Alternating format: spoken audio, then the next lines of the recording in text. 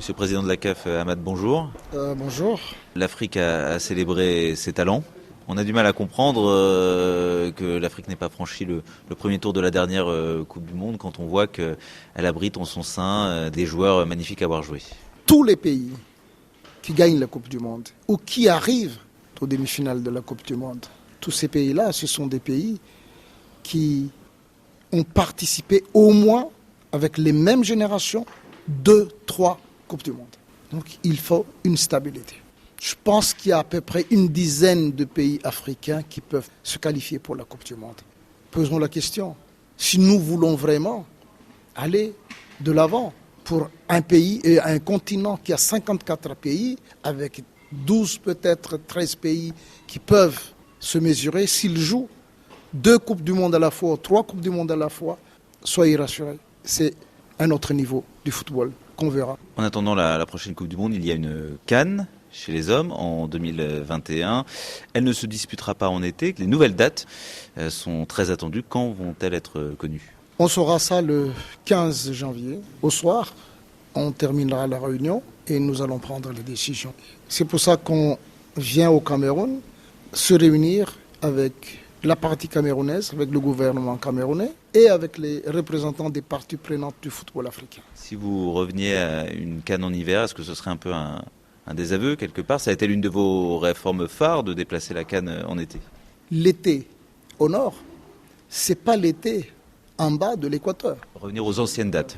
J'avais toujours dit, nous sommes obligés d'être flexibles au vu de réalité africaine. Il y a aussi ce mondial des clubs de la FIFA, élargi, nouvelle formule lancée dès 2021 qui serait rentrée un petit peu en concurrence avec la CAN. Globalement, le calendrier international est de plus en plus chargé. N'est-il pas de plus en plus difficile pour une compétition aussi prestigieuse que la CAN d'exister, d'avoir vraiment toute sa place ? Vous savez, il y a toujours un arrangement, il y a toujours des discussions.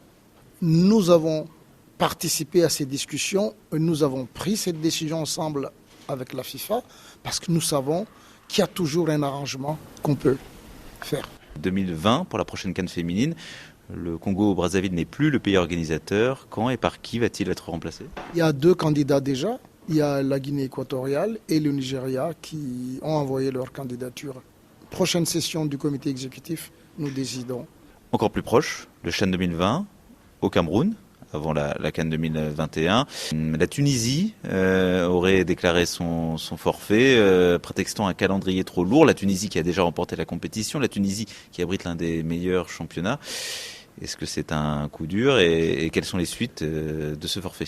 C'est le droit de chacun et il y a des dispositions réglementaires.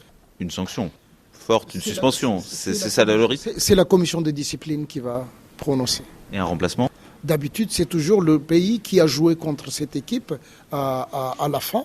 Donc la Libye, éventuellement. Donc vous dites la Libye aussi a gagné déjà cette compétition. L'audit qu'effectue la FIFA pour aider la CAF à gérer ses affaires depuis plusieurs mois prend bientôt fin. Le mandat de la secrétaire générale de la FIFA, qui a été donc détaché, va-t-il être reconduit ? Il y aura un rapport d'évaluation.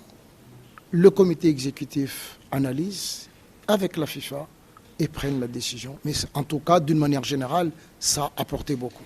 Oui, est-ce qu'on peut faire un bilan de ce que certains observateurs ont estimé être une mise sous tutelle après une année 2019 difficile pour la CAF ? C'est la CAF qui a fait l'appel à candidature.